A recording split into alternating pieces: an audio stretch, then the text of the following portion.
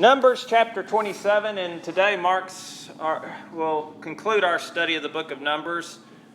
And we're going to look at verses 12 through 23. And we understand in life people come, people go. Generations come and generations go. Even in the business world, you have in businesses and major companies, leaders coming, leaders going. And this cycle will continue as long as this world shall stand. And it applies not just to the world, but even to us as Christians. And we go through periods of transition. And certainly transitions can be fearful and difficult to face. And how can we handle these periods properly, knowing that we're going to face them? So, as we have seen in our study of Numbers this quarter, Israel faced many transitions on her journey to the Promised Land. Number one, there was the transition from that first generation to the second generation, which would ultimately enter the Promised Land. We understand why the first generation couldn't. And as we noted in an earlier study, there was the transitional period in the priesthood when Aaron died. There was that transition between Aaron to his son Eleazar. And now, as we're going to study today, there would be a transition in leadership. And involved in all of this, as well as there would soon be a transition from a nation without a land to a nation with territorial boundaries. So Israel faced a lot of changes. And so as we come now to Numbers chapter 27, we look at Moses here. It's amazing. You look at Deuteronomy 31 and you look at Deuteronomy 34 and verse 7 as well, which records for us the death of Moses. We are told there that Moses was physically strong and he possessed clear mental faculties. He was 120 years old. In fact, when he died, we are told that Moses' natural force had not abated. So he died a healthy individual in strong condition. However, the time had come for him to leave the scene. He had led God's people faithfully for 40 years. He bore their burdens, shared their victories, interceded on their behalf. He taught them God's law. And certainly he and God had communed together with each other as a friend and friend. Remember that at the end of the book of Deuteronomy, how Moses is referred to as the friend of God? One of the greatest compliments anyone could be given. And yet, God did not hide anything from Moses, who was his servant. Yet the time had come for change. The time had come for a new leader to rise. Now, how did Israel handle the transition? Or, better yet, how did Moses handle it? But most importantly, how did God handle it? And that's what we're going to see here in our study of Numbers 27. And we're going to look at how Moses and God each handled this significant event that was going to take place. And we're going to learn how you and I can deal with the things that come up in our lives. And I think there's a lot of practical applications for our lives. So as we begin this morning, let's look at verses 12 through 14. If someone would, let's read these three verses. And here we see God's instruction to Moses.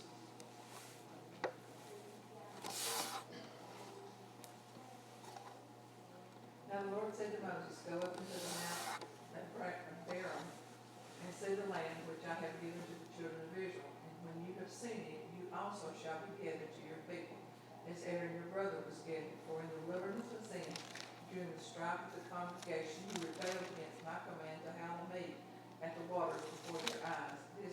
These are the waters of Meribah at Kadesh in the wilderness of Zin." All righty, thank you, Sister Dusty. Now, he did not immediately go up. Here, God is preparing him for that time. We see the historical event there at the end of Deuteronomy. But again, Moses here is told to go up into Mount Abiram, purpose of which we understand is spelled out for us here in this verse. And isn't it interesting, God speaking as if it had already happened here, though it had not?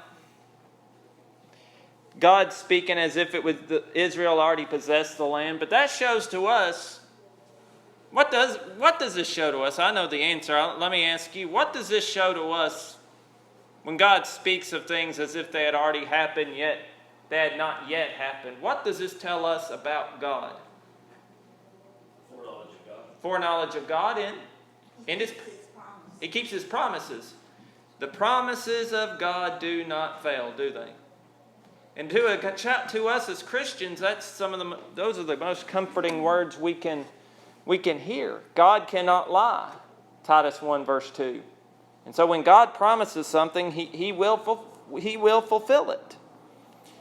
And now, another question we might ask: Mount Abiram, doesn't Deuteronomy 34 tell us he would die on Mount Nebo at the top of Pisgah? What's that? In the valley? Well, look at Numbers 33:47, Dusty, as well, Sister Dusty. I think and even in here I thought that for myself, but then I turned over to Numbers 33:47, and this verse explains all of this. In the text it records that as Israel traveled, they moved from, now I'm going to try to pronounce this name. I'm going to butcher it, I'm pretty sure. Almon Liblathaim. That's a tough name. There's a lot of tough names in the Bible, and I've learned to pronounce some over my time. But that one just, tongue twister. And they encamped in the mountains of Abiram before Nebo. So there's the valley portion, I guess, I would say. Now, you look on page 73 of our book. Under the first main heading, Moses only sees the land. And it records for us that Abiram is the name of a mountainous region on the east side of the Jordan in the Dead Sea. Israel camped north of the Arnon, adjacent to Moab. Now, from where they were at this particular junction in time, at the recording of this section, Abiram was 10 miles east of the Dead Sea, and that's where they were. So there is no contradiction here. It's just simply given the name of the region. He would go into Nebo upon Pisgah, and he would look out onto the land. Now look at verse 13. The declaration given here. Moses would be gathered unto his people. What's this another way of saying? You're going to die, Moses. And again, as we pointed out, the book of Numbers does not give us the details regarding the death of Moses, but the end of the book of Deuteronomy did. And as we pointed out regarding the fact that his natural force had not abated, he was strong and healthy when he died. Now, verse 14, again, is the explanation as to why Moses would not enter in. And why is that? Why would God not lead Moses into the promised land? Why would God not allow or permit Moses to lead Israel into the promised land, nor to enter himself? We're responsible for our mistakes. Yeah. Hit the rock instead of speaking to the rock. Indeed. He disobeyed God. Exactly, Sister Nana. Now, the event that goes back to Numbers 20. Now, this event occurred a year prior to Israel's entrance into the land. Tie in Numbers 33 and verse 38 with that. But as you look at this verse, there's three things I think we can find here that serve as explanation for Moses having to experience the consequence. Number one, he rebelled against God. And as Sister Nana pointed out, we understand what his rebellion was. God told him to speak to the rock. Moses struck the rock.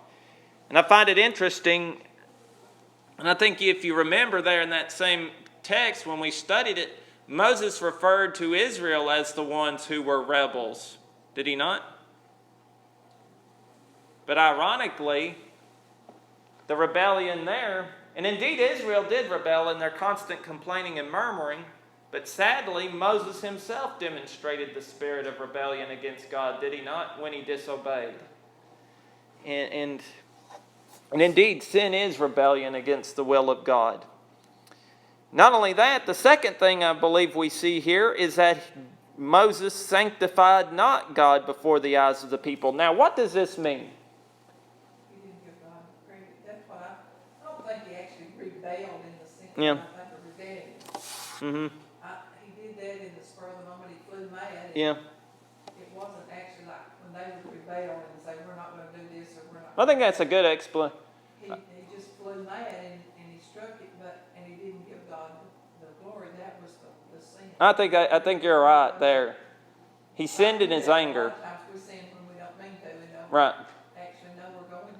And that's why God tells us to be angry and sin not. How many times have we flown off the handle in our anger and sinned in our anger when if we were thinking clearly and not level-headedly, we wouldn't have said or did those things. But because we allowed our anger to get the best of us, well, look what happened. Was Moses tired of their griping and complaining? He's tired of their griping and complaining. And again, And theirs was more or less deliberately to aggravate, they just didn't mind at all. right. Their lack of faith that God was taking care of them anyway. I think Moses should, and I think as we discussed, I think we mentioned this in our study of that chapter, Moses probably just reached a breaking point in his, because you look at his patience, how much patience did Moses have to have those 40 years leading Israel through the wilderness? And look how many times they complained and how many times Moses interceded for them. Consistently. But yet, Merciful, but in the difference because they didn't get to Christine. And I think the Lord, God recognized that, so at least he got the view from the mountain. exactly. And the others that he just, God granted him that. And God recognized that Moses had repented. We know Moses repented, again, because as we noted, a couple weeks ago, with the events of the brazen serpent, he did as God commanded. So we know Moses repented. We know he's going to go to heaven. He's listed among the great heroes of faith in Hebrews 11. But again, just because he was faithful didn't mean he was sinless. It gives us hope. Yeah. And we have consequences too. Yeah, we have consequences. Moses had to face the temporal consequences. But again, it does not mean he died in a lost condition, as we've observed time and again. He had to pay the price of not being able to enter in Canaan land. But because he repented, he served God faithfully the remainder of his days, he'll be in heaven. And I'm pretty sure, though, he would tell us, I couldn't enter Canaan because I lost my temper there. I think the whole key to numbers, though, God looks on man's heart. He does. That's what I've seen. And again, as we've noticed in our study, there's a lot we can learn for today from these events. Not just from Israel as a whole, but from the individuals we have studied. And we're seeing a lot about the character of these individuals. And we're going to see more about the character of Moses here in just a moment. But so the sin was he sinned in his anger and he failed to glorify God. And he struck the rock, and we understand what led to that, as Sister Dusty pointed out. And as a result, what does this verse tell us he did tell us that he did to God by his actions in this event? Well, did he not anger God because he failed to give him the glory? I'm sorry, what the angering here was not actually in the verse. But would we not say by his actions he angered God? And look at Deuteronomy 1:37. Moses in that text said that the Lord was angry with me. Well, why would God be angry with Moses? Disobedience. Again, God was angry with Israel for their murmuring, but God was also angry with Moses for his disobedience here. And as a result, Moses repeats what God told him. Thou shalt also go not in thither. And so I like what our book says on page 73, summing up this section, that the lawgiver had had to take responsibility for what he had done. He could not make light of the sin he committed when he claimed as a personal prerogative an honor that belonged only to God. For Moses and for many who have stood in his shoes saying, "I'm sorry," or calling on others to share the blame, nothing fails to erase consequences for wrongdoing. So God simply explains here why Moses could not enter the land. Now, let's look how Moses reacts to this. Moses recognizes that his time is drawing short. But now let's look at verses 15 through 23, and we're going to see several things here. And this section deals with God's decision regarding Moses' successor. But let's begin by reading verses 15 through 17, and then we'll read more. But here I want us to look at a prayerful plea that Moses makes to God on his behalf. That really reveals to us a lot about the character of Moses. If someone would, let's read these 3 verses. Moses prayed unto the Lord, saying, Lord God, spirits of all flesh, send a man over the congregation, which may go out before them, and which may go in before them, and which may lead them out, and which may bring them in. And that the congregation of the Lord be not as sheep which have no shepherd. Thank you, Sister Nana. Now, could Moses have just sat around? Could Moses have just complained and moped about not being able to go into the promised land? It's human nature. It's human nature. But what does Moses do here? Making sure that we children will take it, So, have a leader. exactly. Moses could have complained. Moses could have thought only of himself. And as humans, we have the tendency to do that, do we not? To just think solely in terms of self. Most people do. But what is Moses showing to us here? Compassion. Compassion. He's concerned for Israel. And as we look at this section, there is a lot of profound lessons we can learn here. The Lord is my shepherd, I follow that. Yeah. There's a lot of profound lessons here. You know, first of all, we see the what of Moses' plea, verses 15 and 16. Number 1, it begins with his recognition of God, the God of the spirits of all flesh. What does this reveal to us? What is Moses attesting to regarding the nature of God, regarding who God is? He created all of us. God is the reason we move and live and have our being. He's the sustainer of life, is he not? He has provided those things necessary to sustain physical life here on earth. Obviously, and most importantly, though, we recognize as well, he has supplied those things necessary to produce and maintain spiritual life through his written word. And, you know, God created us. God formed the spirit of man within us, as the prophet Zechariah told in Zechariah 12 and in verse number 1. And he is the father of our spirits, as the Hebrews writer points out in Hebrews chapter 12 in verse number 9. And all men would do well to recognize this, would they not, that God is the one through whom we live? But as we've noted before, people have forgotten this. Moses didn't, but mankind has forgotten this basic principle. Now look at his request to God. First of all, he understands the power of God. He attests to the almighty nature of God, his all powerful nature, and the fact that he created all things, that he created him. And so Moses, I would suggest, is submitting himself. He is bowing before God and correctly recognizing the true nature of God by way of this profound statement that God is the God of the spirits of all flesh. And now, with this in mind, he pleads with God to grant a successor to lead Israel. Again, you notice on page 74 of our book, I do think these thoughts are spot on. And it's in the middle of the main section. Moses pleads for a successor. And I think it's interesting to note, our book points out that the lawgiver did not abandon the mission God had given him. He kept right on keeping on, even though God said, you're not going to enter the land, you cannot enter the land, you won't lead my people into the land. Moses didn't stop doing the work God had told him to do. His concern was for the leadership of the people as the Israelites faced the daunting task before them. Moses might have reacted differently to God's pronouncement that he was not to lead Israel into Canaan. You know, sometimes the successful president of a corporation or the head of a government secretly hopes that his successor will fail.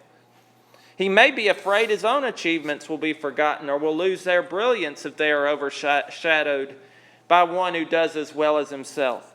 But Moses was not as concerned with his personal legacy as he was with the carrying out of the plan of God. And I think that's spot on, is it not? Was Moses concerned about his achievements, what he had done, or for God's people? God's people, and that's what our concern is today, is for God's people, for others. And I think that's very telling of Moses, and that speaks to us of the fact that he was the meekest man in all the land.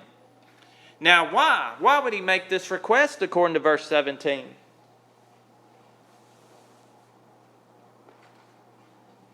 What is the primary reason from this verse that you think from verse 17 that Moses made this request to God?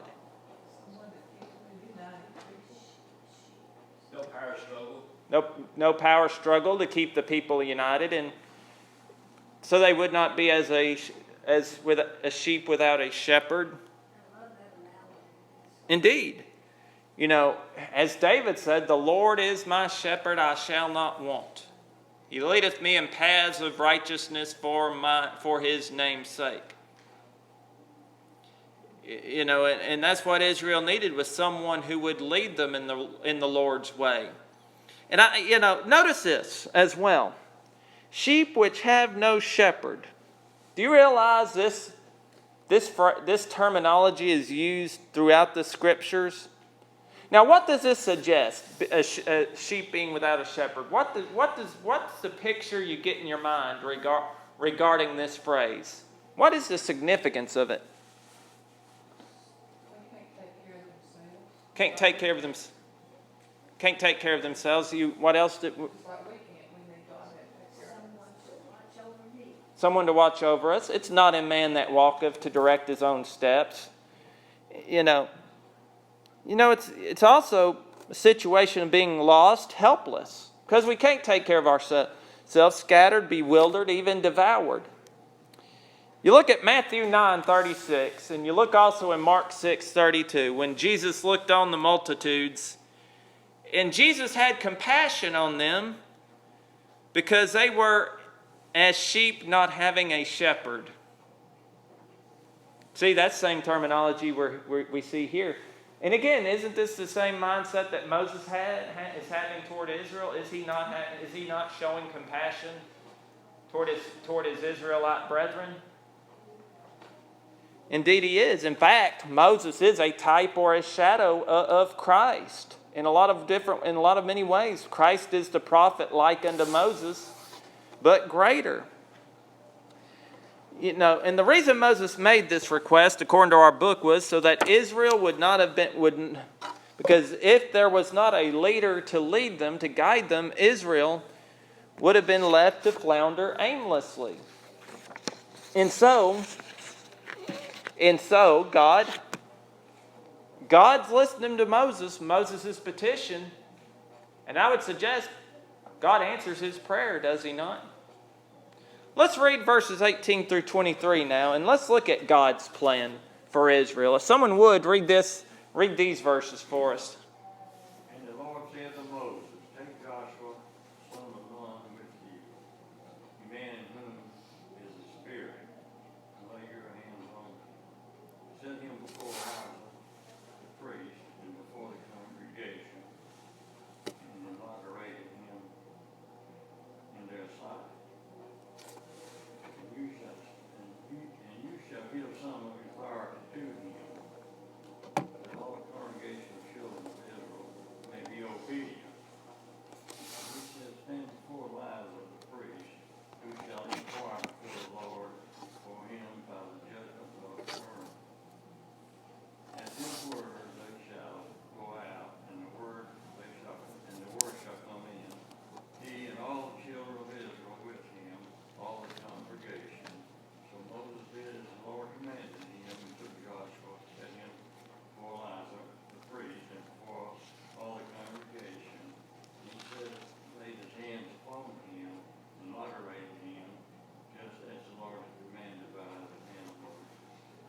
Alrighty, thank you, Brother Carl. And so we see two things here. First of all, verse 18, we see the appointed.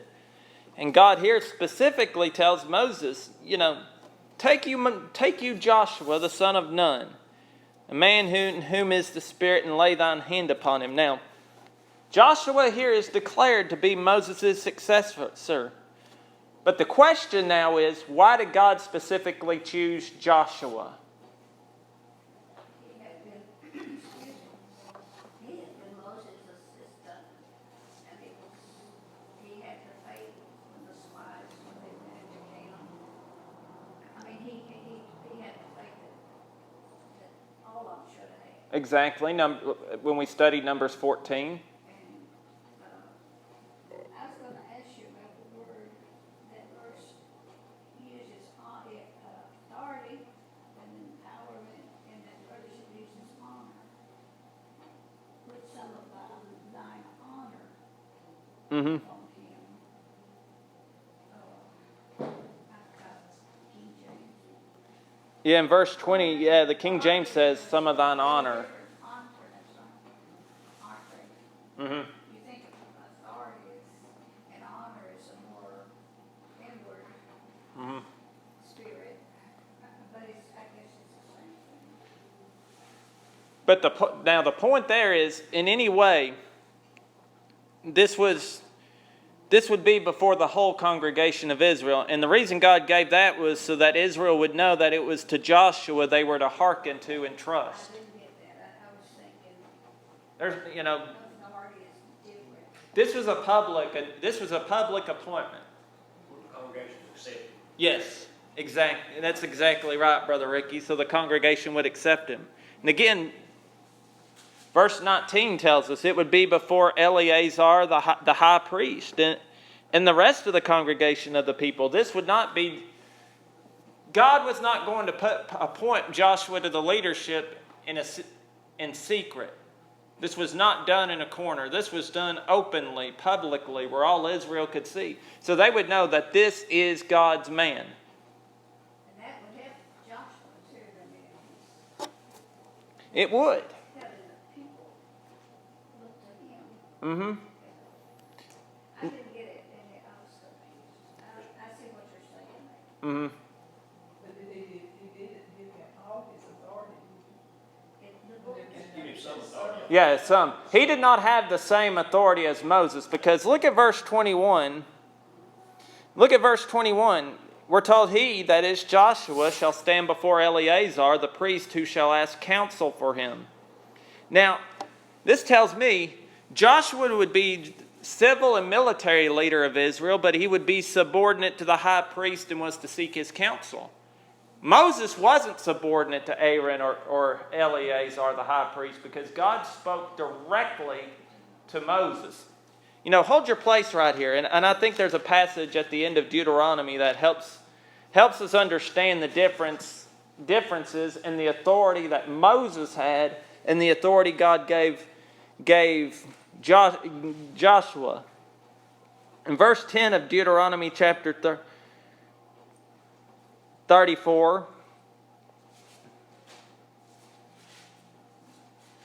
in verse 10 it tells us, there arose not a prophet since in Israel like unto Moses, whom the Lord knew face to face. So God directly instructed Moses because they spoke face to face. And for that reason, Moses didn't have to hearken to the high priest, did he? Because God was speaking directly to Moses. So this verse explains to us, does it not, why Joshua would now be subject or in subordination in the sense to the high priest, the religious leader. But you also look at verse number 9 as well in this text, in that when Moses laid his hands upon him, the children of Israel ultimately did hearken unto him and did as the Lord commanded. And so they would listen to Joshua. And now, verses 22 and 23 here of Numbers 27 certainly certainly explains this, certainly illustrates the obedience that Moses had to God's commands, and that he did take Joshua and set him before the high priest Eleazar, and that he did give him a charge as the Lord commanded by the hand of Moses. And again, there would be that transition still to come, because you would have Moses given this series of speeches prior to his death there in the plains before going up into Nebo there in the book of Deuteronomy. And that's simply Deuteronomy is often referred to as second law or reiteration of the law. Moses would remind Israel of their responsibilities to and before God prior to their entering the land, prior to his death. And again, the most important point in all of this in this section is that this is the demonstration of Moses' faith in God, and that he relied upon God, did he not? And he trusted God. And that's shown in doing what God had instructed. And it all began with his concern for the people of Israel after God instructed him to get up out of the land and to go into the mountain.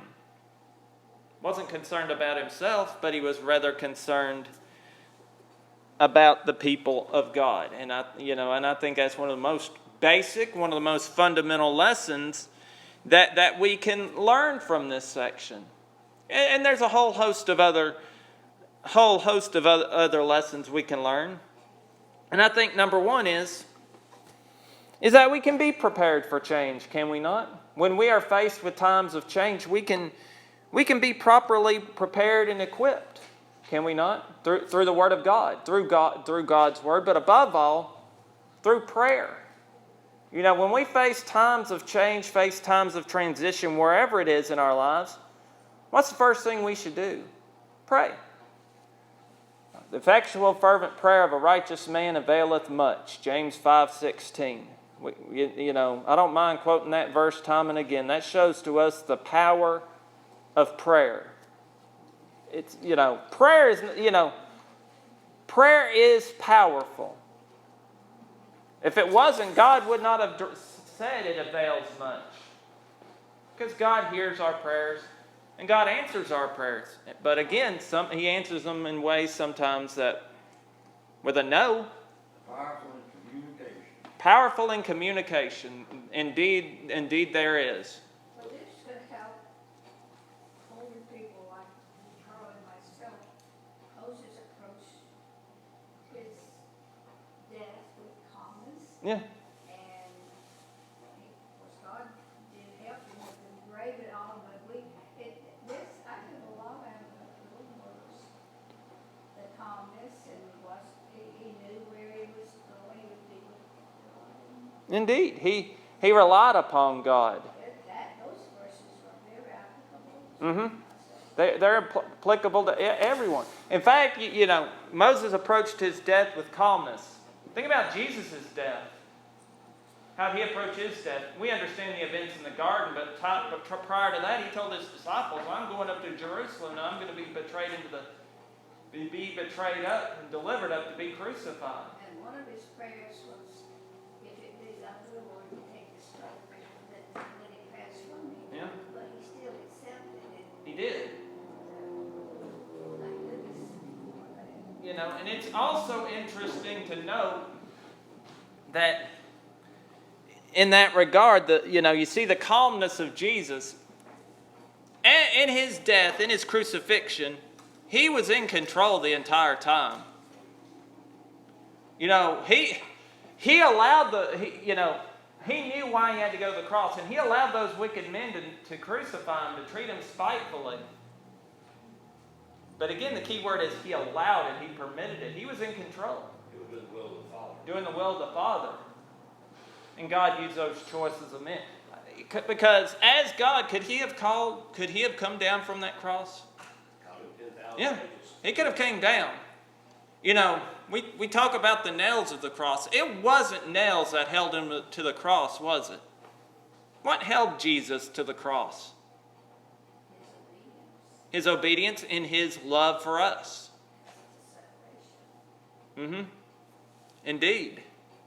To Jesus, we often speak about the horror and agony of the cross, and I think at times we forget that really Jesus was in control, and we talk about those nails, but in essence, for Jesus, those nails were nothing, were they? No, because he knew the end result. He knew the end result. And he knew he would be the true lamb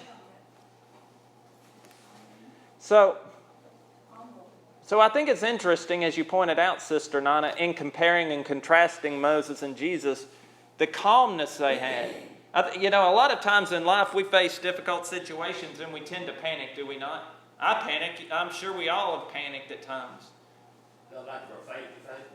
I think, I'd hate to say lack of faith, but maybe our faith not being as it ought to be at times. And it's so easy to do because we are human, are we not? Yeah. I think, the human nature, we allow human nature to dictate at times. And again, it's our choice. But I think further study of these things helps us to understand the need to rely upon God as Moses did. Because God provides us help, does He not?